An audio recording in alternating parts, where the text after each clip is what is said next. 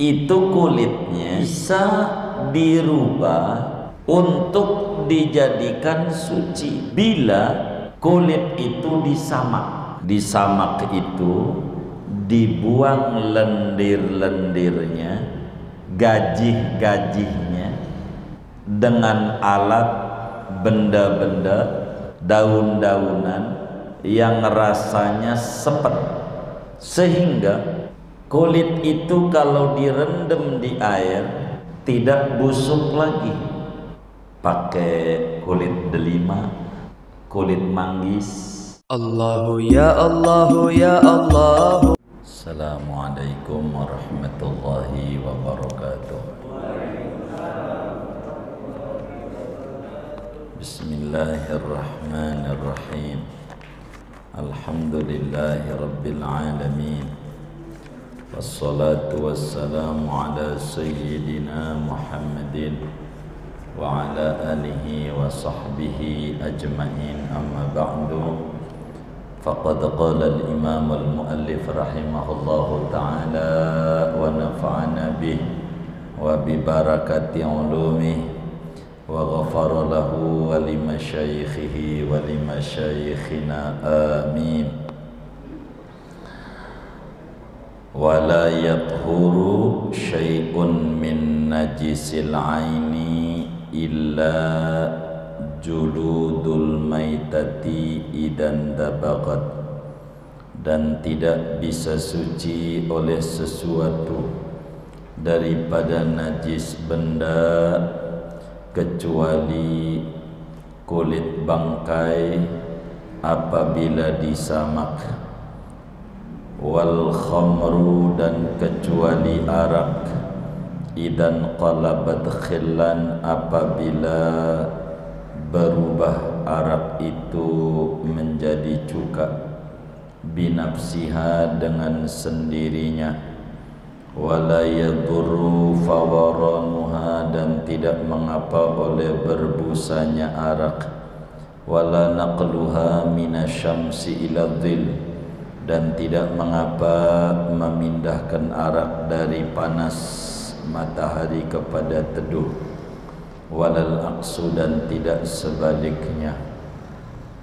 Fa in turiha fiha syai'un qabla takhalluliha, maka jikalau ditaruhin pada arak sesuatu benda sebelum menjadi cukanya, walau tahiran, sekalipun yaitu benda suci, wa baqiya fiha, dan masih ada ia pada arak itu, hatta takhallalat, sehingga menjadi cuka, lam tathur, maka tidak suci oleh arak tersebut.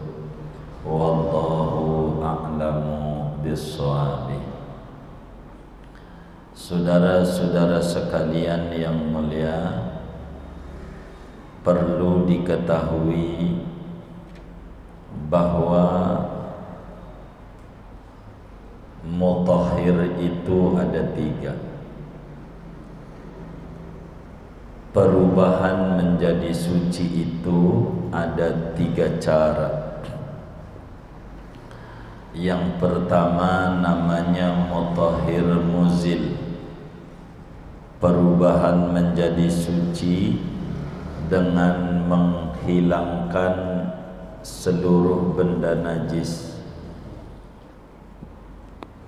Ini alatnya namanya air. Air tuh kalau cebok namanya mutahhir muzil, membersihkan, menghilangkan benda najis.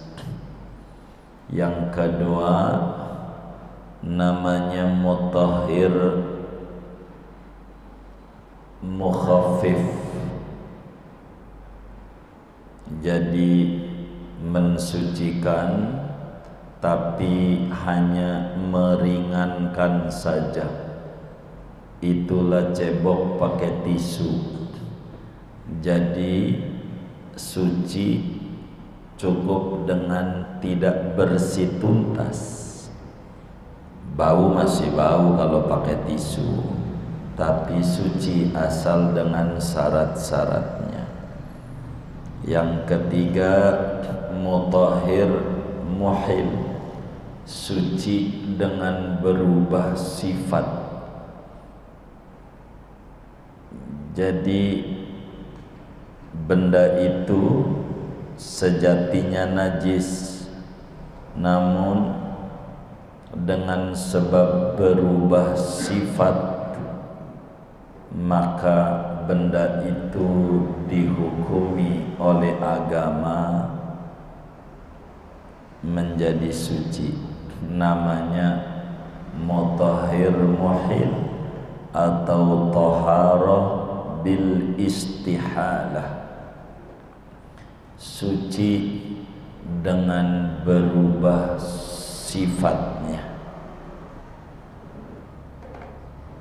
Di dalam madhab Syafi'i, kita ngaji malam hari ini tentang taharah bil istihalah, suci dengan perubahan sifat.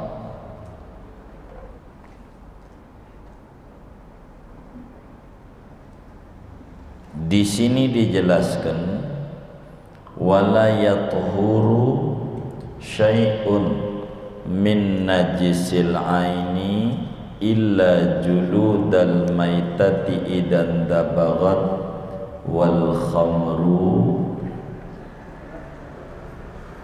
idan qalabat khallan. Benda-benda yang najis tidak bisa berubah menjadi suci. Pokoknya kalau benda itu dihukumi oleh agama najis, tidak bisa berubah menjadi suci. Najis tetap najis, kecuali dalam mazhab Syafi'i ada dua benda yang mana benda itu najis tapi ama agama dihukumi suci. Namanya disebut taharah bil istihalah, suci dengan perubahan sifat. Perubahan sifat ini, saudara, ada yang di luar kendali kita, ada yang di bawah kendali kita. Berbicara yang di luar kendali kita, ini jumlahnya banyak. Benda najis yang bisa suci jumlahnya banyak banget bila tidak dikendalikan kita. Bahasa umumnya alami, tapi dari Allah gitu, disebut idtirari, bukan ikhtiari. Mana tuh yang banyak sebelum ngomongin yang dua ini nih, yang idtirari, bendanya najis tapi karena Allah yang ngolah langsung maka dihukumi suci. Contoh susu. Susu itu asalnya dari darah. ASI itu dari darah. Kalau orang itu mens, dengan dia hamil berhenti mennya, darah mennya berubah jadi makanan, jadi susu. ASI itu artinya apa? Air susu. Kalau saudara nyebut orang tua perempuan ibu, kalau saudara nyebutnya mama, asma. Air susu mama. Kalau nyebutnya mama. Kalau nyebutnya umi, asu. Air susu, umi. Kalau bunda, asbun. Udah ibu aja. Orang Jawa juga nyebut orang tua tuh ibu. Siapa yang mamake? Asma, mamake. Kan ada yang mamake ya? Oh ada. Iya, itu Asma tuh. Asi tuh, asi itu dari darah. Tapi ngerubah darah jadi asi yang ngerubah itu namanya perubahan sifat juga, tapi di luar kendali kita. Suci itu nggak kita komentari tuh. Yang kayak begitu. Padahal darah juga itu. Mana lagi ya? Ati kambing, ati itu dari darah yang membeku, jadi ati. Kabid disebut itu dari darah, cuma yang membekukan Allah. Maka biar kata darah suci, halal, sebab di luar kendali kita. Mana lagi limpa tuh, yang kalau dimasak suka ngambang-ngambang tuh, begitu. Itu darah itu, cuman yang membekukan Allah. Di luar kita punya kendali. Itu suci. Kata Nabi, uhillat lana damani al-kabidu wat-tihan. Dihalalkan bagi kita umat Islam dua darah yang bekunya bukan ulah kita, yaitu ati dan limpa. Itu darah, tapi halal.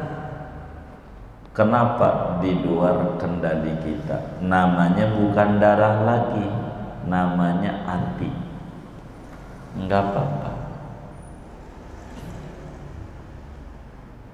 Ati. Disinilah rahasianya luka lahir, luka batin. Luka batin itu ati. Begitu. Batin. Ngelamar janda ditolak, itu namanya luka batin namanya. Itu bedanya. Badan kita ini isinya air. Air paling banyak, air mulu, 2/3 air. Tapi kalau badan terluka, keluarnya darah. Padahal air, keluarnya darah. Ati itu dari darah. Ati disebut batin. Kalau ati luka, kan darah. Nangis di mata, keluarnya air. Kalau darah yang luka, yang keluarnya air, itu luka batin. Kalau luka lahir, keluarnya darah.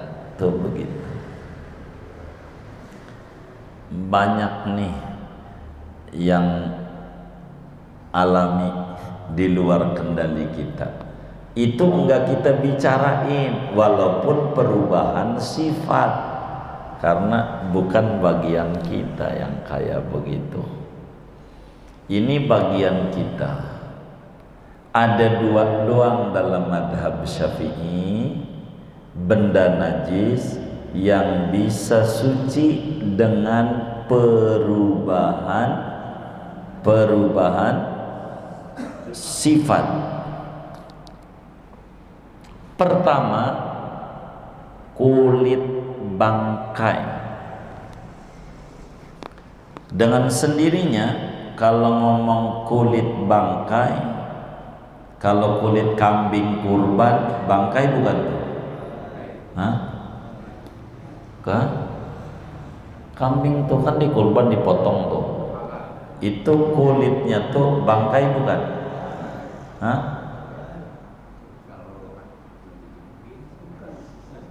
Hah? Apa yang namanya bangkai itu dulu? Ini mati dengan tidak disembelih namanya bangkai. Ini kambing disembelih, kulitnya ini bangkai bukan? Bukan. Ini enggak ngaji kita. Itu mah kulitnya udah suci sebab disembelih dia. Itu mah boleh dibikin kerupuk kulit. Boleh. Karena apa? Bukan bangkai. Ini yang diomongin bangkai. Ada kambing mati, katanya sih kena PKM. Iya, makanya kudu dikasih masker. Jadi ada kambing mati, sapi mati, di luar disembelih, maka disebut bangkai. Ini bangkai ini hukumnya najis. Bisakah jadi suci? Bisa, kulitnya doang. Kulitnya bangkai ini najis karena bangkai najis. Itu kulitnya doang nih, bisa dirubah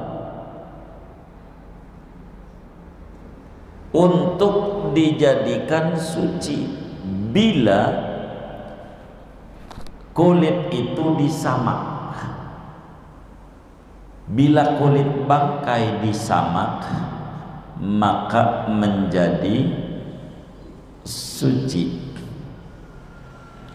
Dalam hadis yang sahih, Imam Tirmidzi meriwayatkan di dalam Sunan Tirmidzi bahwasanya Habibuna Muhammad sallallahu alaihi wasallam bersabda, ayyuma ihabin dubigha faqad tahura. Kata Nabi, ayyuma ihabin, mana-mana kulit bangkai yang disamak, maka menjadi suci. Padahal bangkai itu najis, dengan disamak menjadi suci. Apa disamak? Disamak itu dibuang lendir-lendirnya, gajih-gajihnya dibuang dengan alat benda-benda, daun-daunan yang rasanya sepet, benda-benda penyamakannya itu dengan menggunakan benda yang rasanya, tahu sepet enggak? Iya, rasanya sepet, sehingga kulit itu kalau direndam di air tidak busuk lagi, tidak rusak. Itu namanya disamak. Pakai kulit delima, kulit manggis buat nyamak benda-bendanya, ngebersihin. Itu manggis terasa sepet, termasuk biar kata bendanya najis, boleh. Alatnya ini, alat penyamakannya najis, enggak apa-apa. Seperti tai burung dara, tuh tai burung dara tuh rasanya sepet. Kalau saudara nggak percaya, cobain. Kalau nggak percaya, kalau saya tuh, kalau ulama bilang di kitab-kitab tuh bilang tai burung dara sepet, saya mau percaya. Ulama ngomong, kalau saudara apa iya, ya saya izinin. Pulang aja, colek aja, iya, cobain. Itu rasanya sepet, panas. Tai burung dara tuh kalau dieseng bolong. Makanya disebut miara burung dara mewariskan miskin. Jangan piara. Nggak ada yang piara burung dara kaya-kaya, tuh nggak ada. Kalau saudara pengen kaya, piara burung jalak Bali, burung murai, kaya kalau banyak. Begitu. Burung dara mau menyebabkan miskin, jangan. Yang kaya begitu, nggak usah piara-piara burung dara, biarin aja. Di Arab tuh nggak dipiara, tuh aja biar, nggak usah. Kalau dieseng talang tuh bisa bolong, kena tai burung dara, sebab panas, sepet. Iya, kalau saudara apa iya, ya saya termasuk mengizinkan, monggo cobain. Pakai tai burung dara nyamaknya enggak apa-apa, kan bakal disiram air lagi gitu. Begitu. Pakai daun delima, kulit delima enggak apa-apa. Yang rasanya sepet-sepet aja. Udah bersih, direndam lagi, sabun nggak bisa, pakai itu, udah bersih. Ini kulit namanya mutanajis, suci terkena najis, dibilas, jemur, sudah suci. Boleh dibikin jaket, boleh dibikin sepatu, boleh dibikin sabuk, boleh dibikin dompet, boleh dibikin bungkus handphone. Begitu. Apanya? Ini dari mana? Dari kulit bangkai. Enggak apa-apa, boleh, suci, manfaatin. Jadi Islam tuh jauh-jauh hari mengajarkan daur ulang. 14 abad yang lalu Rasulullah itu yang ngajarin daur ulang. Begitu, silakan. Yang dimodernkan, ada bekas-bekasan, dibikin tas, bikin ini, bikin itu udah diajari nama Nabi. Muslim itu pandai mengambil peluang. Begitu Nabi. Ada bangkai mati, halan tafa'ta biha, kenapa ente nggak ambil manfaat? Najis Nabi, najis, dalamnya kulitnya bisa dirubah menjadi suci dengan cara disamak.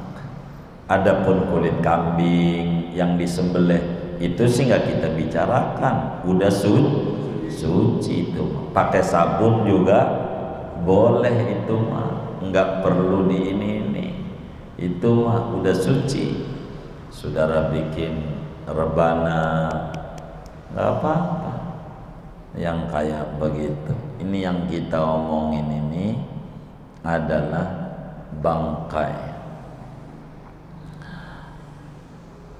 Caranya, bendanya yang rasanya sepet begitu, nggak apa-apa. Tapi ingat, kulit bangkai yang bisa disamak ini adalah di luar kulit anjing dan kulit babi. Kalau itu mah enggak bisa diapa-apain, enggak bisa. Biar Anda samak tetap najis. Ini kulitnya biar kata bangkai, di luar bangkai anjing dan babi. Itu mah enggak bisa disamak. Artinya andai disamak tetap hukumnya najis. Itu begitu. Udah pernah lihat proses penyamakan? Belum. Di Jawa nggak ada. Kaliurang nggak ada. Nah, lihat itu disamak, nggak apa-apa. Itu satu. Benda najis bisa berubah suci dengan berubah sifat. Ini namanya jaket. Anggap aja pakai jaket kulit yang jaket sepatu, namanya dia pakai kulit, ya kagak pakai jaket. Dia pakai kulit, kagak pakai sepatu. Begitu, berubah tuh sifatnya. Namanya aja udah berubah sepatu, nggak apa-apa, boleh sepatu kulit begitu, nggak apa-apa. Kulit rusak, nggak apa-apa, boleh. Kalau disamak, disamak. Satu. Dua, arak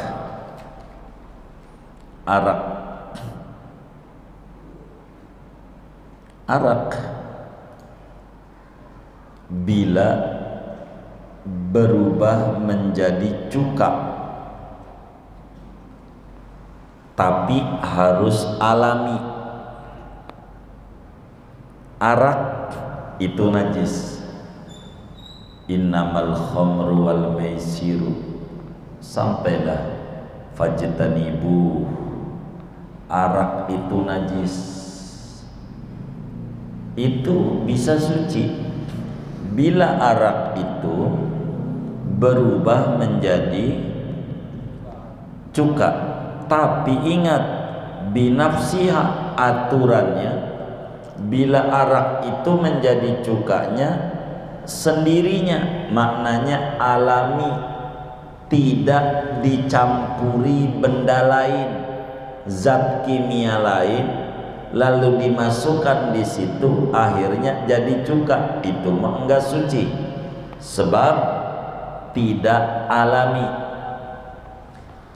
Rasulullah Sallallahu Alaihi Wasallam dalam hadis yang sahih ditanya tentang arak yang dijadikan cuka, diolah campur benda lain jadiin cuka, sucikah Nabi?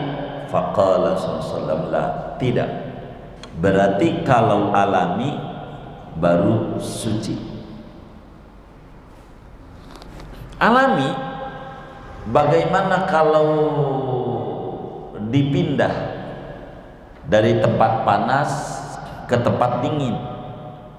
Itu masih tergolong alami, sebab tidak ada pencampuran kimiawi, hanya udara doang.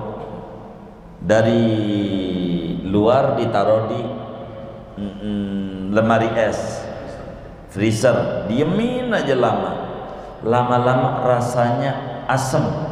Kalau cuka tuh asam, udah asam, suci, udah buat masak. Campur daging biar empuk. Daging tuh kalau pengen empuk campur cuka, nggak apa-apa. Yang kayak begitu. Kenapa alami? Tapi kalau kemudian dicampuri benda lain, walaupun secara teori tidak bisa merubah. Contoh, dikasih batu jamrut, ini arak, kasih batu jamrut, taruh dalamnya, jadi cuka, enggak suci, sebab ada benda lain. Tapi enggak ada rumusnya batu jamrut bisa merubah arak jadi ini. Mau ada rumusnya atau tidak? Karena ada benda lain yang mencampuri. Apalagi kalau diolah sama kita, ditambahin anu, maka tidak menjadi suci. Maka kata kitab kita, wa in turiha fiha syai'un, kalau dicemplungin di arak satu benda sebelum jadi cuka, sekalipun benda suci, koral gitu, dan ada di situ hatta takhallalat, sampai menjadi cuka, lam tathur, maka tidak suci karena ada campuran benda lain. Dari sini muncul nih dua doang. Alkohol, bagaimana alkohol? Begitu. Alkohol ada yang bilang najis, ada yang bilang suci. Fatwa di Mesir suci. Malim Syafi'adami waktu ditanya, alkohol suci. Begitu, karena tergantung daripada zat pembuatannya. Alkohol itu bisa dibuat daripada kentang, tebu, umbi-umbian, itu bisa menjadi alkohol. Maka kalau asalnya dari benda suci, suci, kecuali dari benda najis, semacam tai sapi. Tai sapi itu alkoholnya tinggi, alkoholnya dari tai sapi. Ini karena tai sapi dirubah alkohol, najis, najis karena tai sapi. Itu alkohol tuh,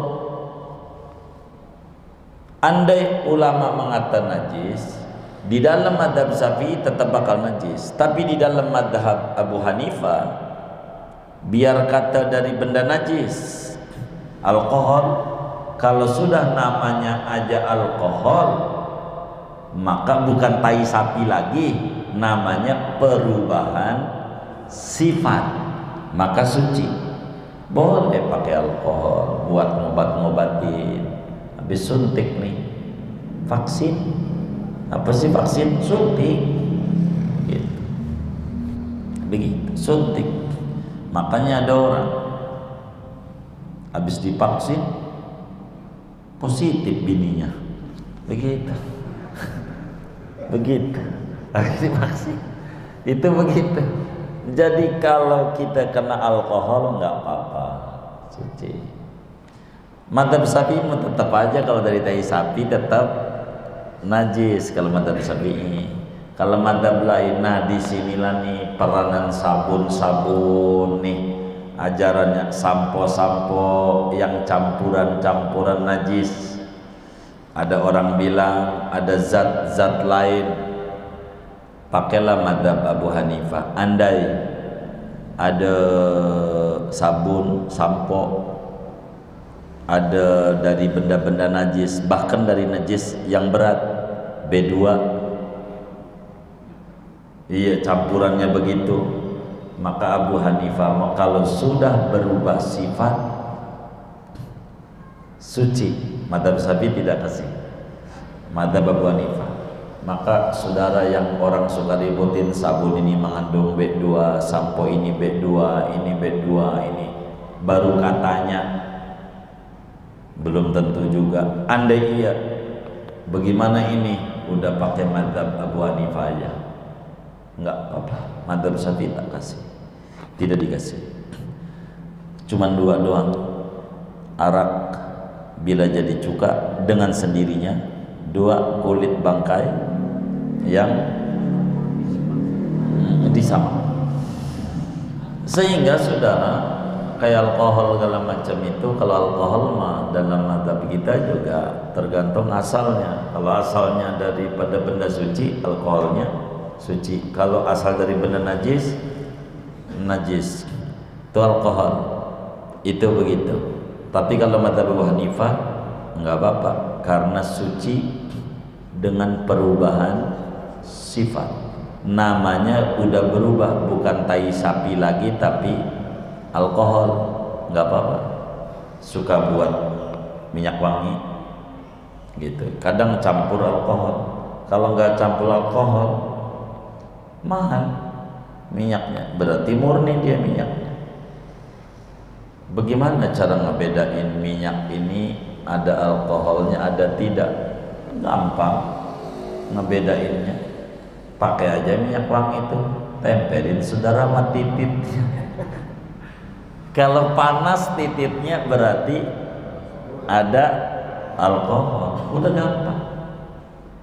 Minyaknya 10.003 di emperan masjid, dipakai sebentar hilang wanginya, ya itu udah campuran begitu. Karena alkohol itu pengawet, begitu, pengawet, begitu. Dua doang benda-benda ini dalam kita punya madhab. Jadi bila arak itu berubah menjadi cuka, lalu bagaimana botolnya? Bila araknya suci, maka botolnya juga ikut suci.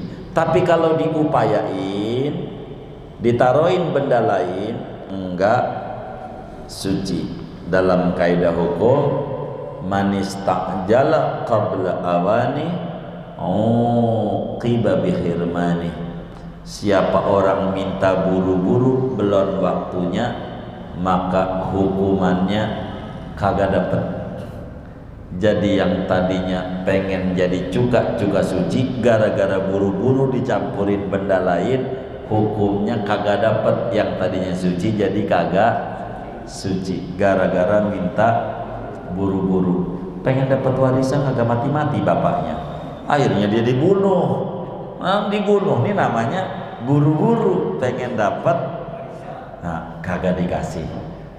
Maka al-qatil la yaris, orang yang membunuh kagak dapat warisan sebab minta buru-buru. Mana dia pakai pura-pura lagi naruh kulit pisang depan pintu, bapaknya kepleset mati, kagak dikasih warisan. Begitu, gara-gara dia bapaknya mati, maka tidak dikasih warisan, gara-gara minta buru-buru. Jangan minta buru-buru, sabar, nanti juga tiba waktunya. Begitu. Maka arak bila kemudian itu alami suci, wala yadurru fawaranuha. Kalau membuih enggak apa-apa. Sesudah jadi cuka ada buih, enggak apa-apa. Gitu. Yang penting udah jadi cuka. Enggak apa-apa cuka. Kalau udah jadi cuka enak buat bakso, enak buat bakso. Enggak apa-apa. Jadi rada gurih, lezat. Silahkan buat bikin asinan. Enggak apa-apa. Dari arak tadinya najis, karena berubah menjadi cuka dengan sendirinya.